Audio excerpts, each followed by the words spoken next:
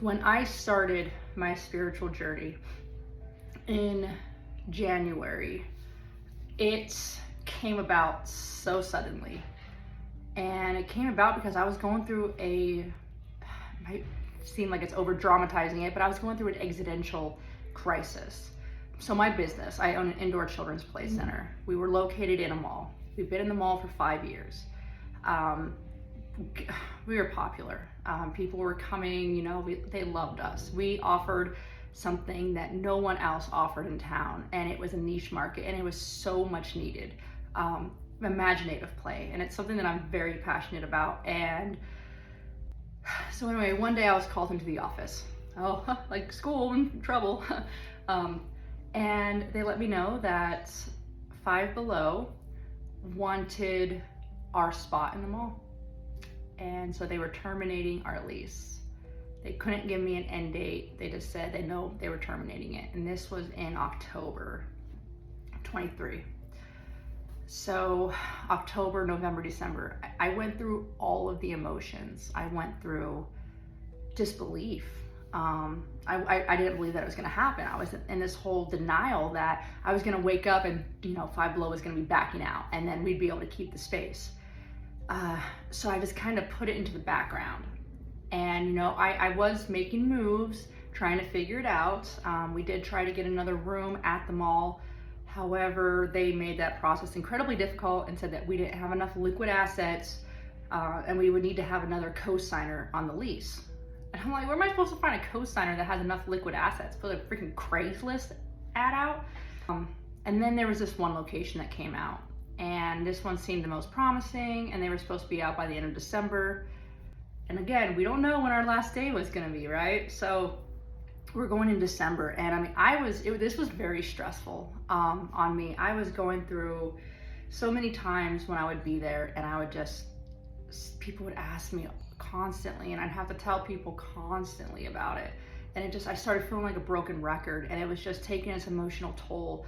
I was drinking every single day. When I would leave from there, I would drink because I wanted to numb out all the freaking emotions and shit that was going on in my brain. I just wanted to numb out from it, and I wanted to not come to terms with reality. I wanted to escape my situation. I had joked so much about just giving it all up and running away. And truthfully, if I didn't have a family, I probably would have done that. In January, I'm like stressing out, right? And it's like the drinking, and I just stressing out. And then all of a sudden, one day I woke up, and literally I was just overtaken with such peace and calm. And I'm no longer worried, and I no longer stressed about it. I knew deep within that it was going to work out, and it was going to be taken care of. And I had to learn to let go of that control of the result. Once I did that, I can't even explain. I just all of a sudden, like I quit drinking. That's when I stopped eating meat, which I feel was a spiritual detox that I had to do. And